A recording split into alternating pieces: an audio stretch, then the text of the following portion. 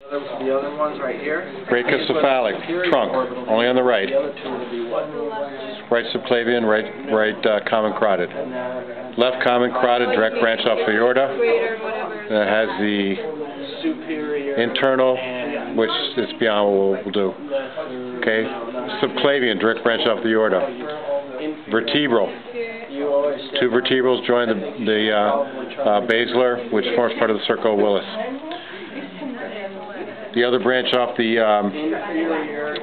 subclavian is the internal thoracic, which runs down the anterior, the deep surface of the anterior thorax, gives off anterior intercostal arteries and run underneath each rib. Subclavian continues as the subclavian axillary becomes brachial, radial, ulnar, palmar arches, digital branches. The aorta has direct branches, posterior intercostal, the anastomosis of the anterior intercostal, has direct branches to the bronchial arteries of the lungs, pierces the diaphragm, superior mesenteric artery, which here's the splenic part of it, the celiac trunk.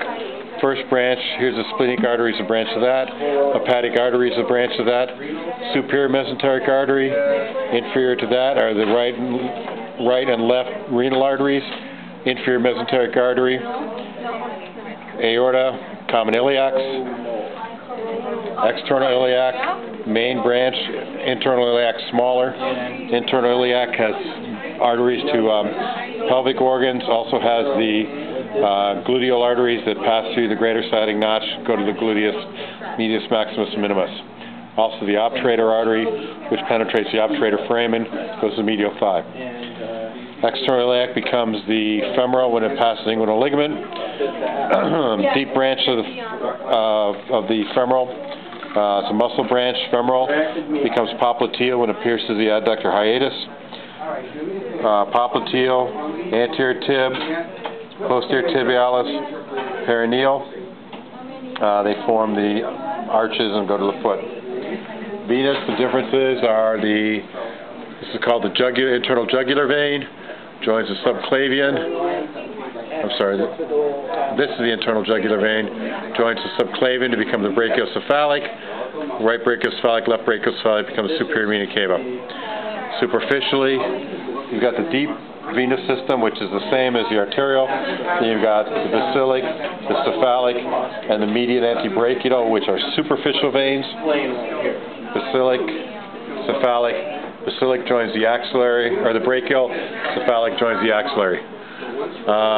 Lower extremity, same thing. Then you've got the greater saphenous. It goes all the way up the medial thigh and leg, medial leg and thigh, to the sciatic, or the saphenous hiatus, just below the inguinal ligament, joins the femoral vein.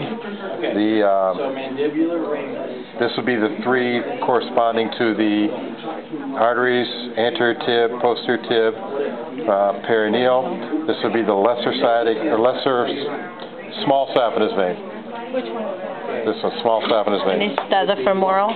Femoral. Okay. Actually, it's probably the popliteal, femoral, internal iliac, common iliac, inferior vena cava. The vessels join to form. The hepatic one.